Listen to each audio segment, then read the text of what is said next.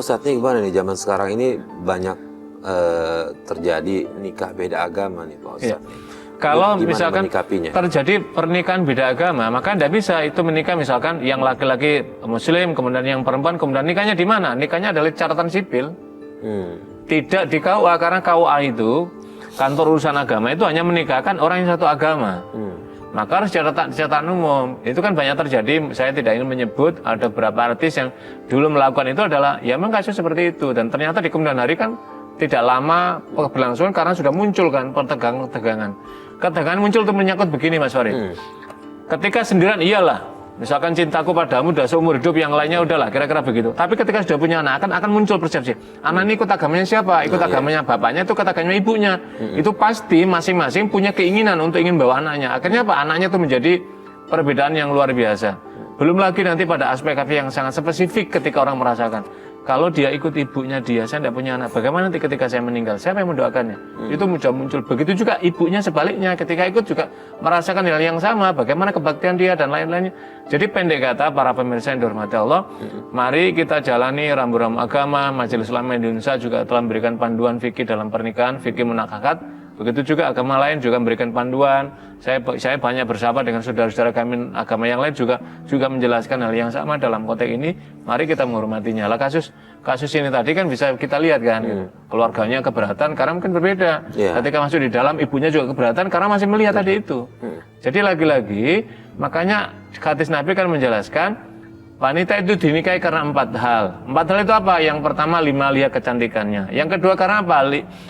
Lijamaliya kecantikannya. 5 lihat karena ada bendanya. Nasabiyah karena keturunannya. Walidiniya dan karena agamanya. Tapi agama dari ketiga ini Islam meminta fadfar bidatidin, pilih yang karena faktor agamanya, karena itu akan menenteramkan dan akan memberkahimu. Jadi agama telah memberikan panduan hidup dalam kehidupan kita. Oke, Pak Ustadz, kalau untuk urusan beda agama pernikahan itu kalau secara agama pasti tidak sah ya Pak Ustadz ya? Ya, kalau dalam pandangan agama Islam tidak sah. Nah, apakah itu masuk perbuatan zina Pak Ustadz? Loh, kalau kita buka di dalam fatwa putusan Majelis Ulama itu masuk dalam kategori itu. Berarti mohon maaf, ketika dia selalu melakukan itu dia udah masuk hitungan zina. Ya masuk dosa, mohon maaf sekali. Kalau ini kita bukan berarti sangat setan, ini pandangan agama misalkan turunan agama Islam. Tapi kalau orang ingin masuk sebagai warga negara, hukum negara memberikan pelindungan juga sebagai warga negara, bukan sebagai orang beragama. Sebagai warga negara diberikan lindungan karena asas masing-masing saling mencintai sudah, tapi nikahnya tidak di KUA, tetapi nikahnya adalah di kantor catatan sipil. Diberikan. Atau kemudian nanti ketika ada persoalan, misalkan ketika sudah cerai di mana ini, dibawa cerai di hukum Islam, loh saya tidak ikut hukum Islam kok, Anda mau terapkan saya di sana, misalkan istrinya atau sebaliknya, maka di mana? Di pengadilan umum dia cara yang memberikan keputusannya. Jadi kan tidak berbeda kan di sini. Itulah saya kira hukum Islam yang kemudian sudah dimasukkan dalam Undang-Undang Perkawinan Nomor 1 Tahun 74 itu sangat jelas dan detail mengatur hal-hal tersebut. Semuanya demi kemaslahatan bersama. Lalu gimana Pak Ustadz jika status anak ini kan beda nikah, berarti dia nggak ikut nasabnya ayahnya ya Pak Ustadz ya? Tadi kan sudah menikah tadi kan? Dia udah menikah. Ya, jadi kalau di dalam al-a'imah al-madzhab 4 imam ini ada terjadi perbedaan pendapat. Kalau misalkan Imam Syafi'i menyatakan ya nasabnya ikut kepada bapaknya. Jadi ketika sudah hamil kemudian dinikahi sah dia. Ada ulama menyatakan ikut nasab ke sana. Tapi 3 ulama lain menyatakan tidak. Dia pernikahannya sah, tetapi urusan di perutnya tadi tidak, karena dilakukannya sebelum dia menikah. Karena itu apa konsekuensinya para saudara-saudariku yang dirahmati Allah, pentingnya kehati-hatian. Nanti itu ada perkaitan Mas. Kalau anaknya ini lahir anak laki-laki nggak ada persoalan karena dia tidak perlu wali. Tapi kalau anaknya ini perempuan maka harus wali. Walinya siapa? Dalam kaitan ini tidak bisa diwalikan oleh ayahnya karena dia berbeda. Walinya siapa? Nanti walinya hakim. Jadi di sini mohon maaf saudara-saudaraku yang dirahmati Allah, ibu-ibu yang punya, mohon maaf ketika masa lalu punya kasus semacam ini, hati-hati, jangan sampai dinikahkan pada tadi, tapi serahkan pada wali hakim supaya pernikahannya sah. Belum lagi nanti kalau punya saudara laki-laki, bapaknya tidak ada, siapa yang menikahkan? Persoalan panjang, ada 4 masalah ini. Kalau kita buka di dalam masail fikih, masalah-masalah fikih kontemporer itu jelas sekali. Itulah saya kira kenapa proses hukum pernikahan itu begitu dilindungi, tujuannya tidak lain adalah untuk memberikan proteksi kita dan garis keturunan kita. Ya, baik. Mas Dio, saya dengar juga katanya Mas Dio sempat dipaksa untuk melakukan ritual-ritual dari keagamaannya dia ya? Iya. Seperti itu ya? Ya benar, itu sempat ya ngajak saya untuk berpindah agama, berpindah ke kepercayaan seperti kayak ngajak, kamu mau nggak aku baptis, katanya. Loh, aku bilang kalau untuk dibaptis aku nggak mau. Aku kan secara sah dari kecil aku memang Islam. Kalau kamu maksa ya aku nggak bisa. Tetap aku nggak akan mau kalau untuk namanya dibaptis. Artinya dia tadinya, mohon maaf, ketika menikah dia kondisinya mualaf, ketika sudah tinggal di situ dia sudah balik lagi ke agama sebelumnya. Ya. Ini yang dikhawatirkan pernikahan beda agama seperti ini, Pak Ustadz, Iya. ya? Kalau tadi kan sesungguhnya sudah menjadi mu'alaf. Kalau cerita Mas Dio tadi kan, cuman tidak sekedar mu'alaf, inilah pentingnya pembinaan. Lah ketika orang sudah menjadi mu'alaf, kemudian kembali lagi itu namanya murtad. Gitu loh. Murtad lah ketika di sana. Nanti apa konsekuensinya? Konsekuensinya panjang lagi. Konsekuensinya adalah sampai masalah warisan, nanti dia misalkan, dia tidak bisa mewarisi hartanya dia. La yarisul kafirul muslima, tidak dapat mewarisi orang non muslim atau orang kafir kepada orang muslim. Jadi misalkan bapaknya muslim, anaknya tiba-tiba beda agama, anaknya sudah tidak dapat lagi warisan dari bapaknya karena agama yang memisahkan gitu. Soal hadiah bapaknya berikan nggak ada persoalan, tapi kalau warisan menjadi persoalan. Hukum Islam dijelaskan. Jadi pernikahan itu merembetnya masalah perdatanya panjang sekali. Jadi inilah kenapa betapa indahnya hidup di negara kita Republik Indonesia ini, semuanya sudah diatur oleh undang-undang, belum agama diadopsi, undang-undang positif diadopsi, semua memberikan aturan dalam kaitan untuk apa itu, untuk kasus Mas Dio tadi. Jadi kita senang ketika Mas Dio nyatakan, loh kami dari kecil sebagai innani minal muslim, kemudian diajak agama lain, tidak, ini adalah bagian dari identitas. Itu adalah pentingnya. Dan sekaligus inilah saya kira relasi yang perlu penghormatan antara agama lain, bahwa la ikraha fiddin, tidak ada pemaksaan dalam mengikuti agama. Jadi ketika dia menjelaskan udah lakum dinukum, agama sana, waliyati, dan ini agamaku, sehingga inilah saya kira harmoni kehidupan berbangsa. Ya, nah Mas Dio itu nanti waktu itu disuruh cerainya itu karena beda agama atau memang karena kurang materi? Ya, untuk masalah dia suruh saya cerai itu sih sebenarnya ada dua faktor. Satu, masalah materi, kedua ya mungkin agamanya ya. Artinya dua faktor itu ya? Iya. Yang Mas Dio meyakini gitu? Yang pastinya sih saya percaya sih masalah materi. Masalah materi yang Mas Dio yakini gitu. Oh, Ustadz, di luar dia beda agama segala macam itu, ada mertuanya minta untuk bercerai nih cuma karena faktor materi lah, misalnya meyakini itu nih. Jadi kalau ada orang yang menikah sama-sama agamanya, lalu lain nggak ada persoalan. Kemudian suatu saat suaminya ini taruhlah misalkan jatuh pilot mendesak, kemudian akhirnya ekonominya turun, kemudian ibu mertuanya itu meminta cerai, maka tidak dibolehkan. Hukum agama menjelaskan orang tidak boleh meminta anaknya diceraikan atau untuk menceraikan kepada istrinya karena faktor yang tidak berdasarkan syari. Faktor syari itu artinya apa? Perselingkuhan itu dibolehkan.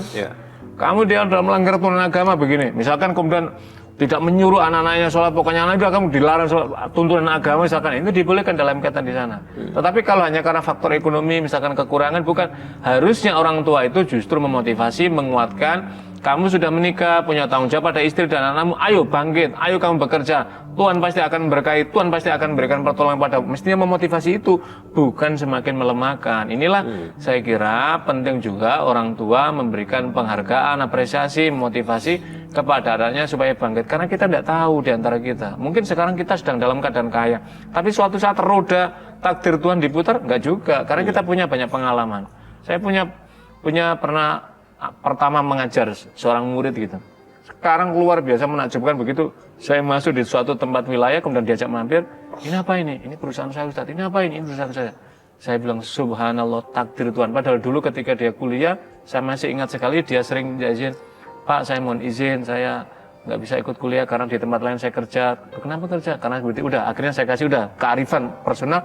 Nah inilah saya kira bagian kemudian memotivasi. Sama dengan berkeluarga, supaya Allah merahmati kita semua. Ya, nah Mas Dio setelah diusir diminta cerai, Mas Dio keluar dari rumah itu? Iya, ya mau nggak mau ya, saya kan namanya diusir ya Mas. Ya saya sadari itu rumah orang kan. Ya saya pergi, tapi yang saya sayangkan kenapa pada saat itu ya istri saya itu bukannya ikut atau apa gitu, bisa ya menahan supaya saya tuh jangan pergi. Ini malah dia itu seakan-akan membiarkan, oh ya udah kamu pergi. Sekarang seakan-akan tuh secara tidak langsung emang dia nyuruh aku pergi juga. Itu yang saya sayangkan. Nggak Kenapa? adakah keinginan untuk balik gitu, untuk menarik, atau pernah nggak ngomong ke istri ikut saya aja gitu? Ya pernah, Terus? tapi dia tetap nggak mau. Dia nggak mau. Nggak menghiraukan, seakan-akan sama saya itu nggak pernah kenal, cuek gitu loh. Oke, udah berapa lama berarti nih dari semenjak kalau Dio diusir sampai sekarang, udah berapa lama nggak ketemu sama anak? Nggak ketemu sama anak, ya udah hampir 6 bulan ya. Udah hampir 6 bulan. 6 bulan ini. Tapi dia memberikan ruang nggak buat Mas Dio untuk datang ke rumah ketemu anak, atau yang benar sama sekali diputus begitu aja? Iya, diputus. Nggak kasih kesempatan untuk saya nemuin anak saya. Bahkan buat ngelihat status anak saya pun nggak bisa saya. Bahkan saya kalau mau ngelihat status anak saya itu dari HP teman saya yang berteman sama dia di WhatsApp. Itu saya sering. Kalau saya kangen, saya hubungi teman saya, tolong lihat dong status anak saya, istri saya. Dia dikasih lihat, oh iya nih, dia lagi selfie sama anakmu. Terus saya minta fotonya. Dari situ aja saya bisa lihat anak saya. Tapi kalau untuk saya berapa kali telepon ya Mas, saya mau ketemu sama anak saya. Saya kangen gitu. Tapi dia tetap, udah lupain aja. Dio, kamu gak usah hubungi saya lagi. Kami udah bahagia sekarang. Aku bilang, kebahagiaan kamu kan itu kebahagiaan aku. Aku bilang, itu kan anak aku. Aku bilang, aku wajar untuk melihat, wajar aku untuk menemui. Aku mau kasih nafkah, kenapa nggak mau? Aku bilang. Tapi dia tetap jangan, nggak usah. Kami udah bahagia, lebih baik kamu lupakan aku sama anakmu. Anggap aja nggak pernah ada. Pak Ustadz, nih hubungan ayah sama anak sudah diputus nih Pak Ustadz. Gimana nih hukumnya Pak Ustadz? Iya, saya sedih sekali, ikut sedih ya. Sebab bagaimanapun itu adalah darah dari seorang ayahnya, pasti ayahnya akan mencari turunan darahnya gitu. Dan turunan darahnya pasti suatu saat memerlukan ayahnya gitu loh. Kan nggak bisa diwalikan pada yang lain. Maka para pemirsa, sepatutnya kita harus bisa menghormati nilai-nilai kemanusiaan dan keagamaan. Ketika ada suami istri terpisah, kemudian kita sebagai ayahnya, maka kita boleh membenci ayahnya. Tetapi jangan sampai kemudian kita ikut melibatkan supaya anaknya ayahnya itu membenci pada ayahnya, dan ayahnya sebaliknya. Beri ruang, sebab bagaimanapun, sehebat sebagai apapun anak itu dalam lingkungan keluarga bersama ibunya, dia masih punya ayah dan dia pasti akan mencari ayahnya. Beri ruang. Tujuannya apa? Untuk ketenangan psikis anak itu, sehingga kelak akan muncul jiwa-jiwa besar dia. Salah satunya adalah ayahnya sekalipun tidak ikut dalam satu rumah, tapi ada memberikan. Inilah saya kira agama itu memberikan penghargaan. Orang bisa putus status dengan istri, tetapi tidak pernah bisa putus status dengan anaknya. Nah, Mas Dio masih cinta sama istri? Masih Mas. Masih ingin kembali? Masih sangat masih. Kalau misalnya kita kasih kesempatan ruang buat Mas Dio ingin mengatakan ke istri, ke anak, apa yang Mas Dio ingin sampaikan?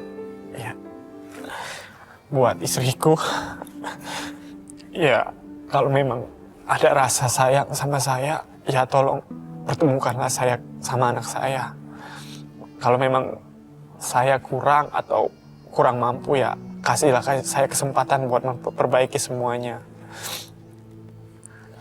Ya, saya minta tolong jangan pisahkan saya sama anak saya. Karena itu kan darah daging saya.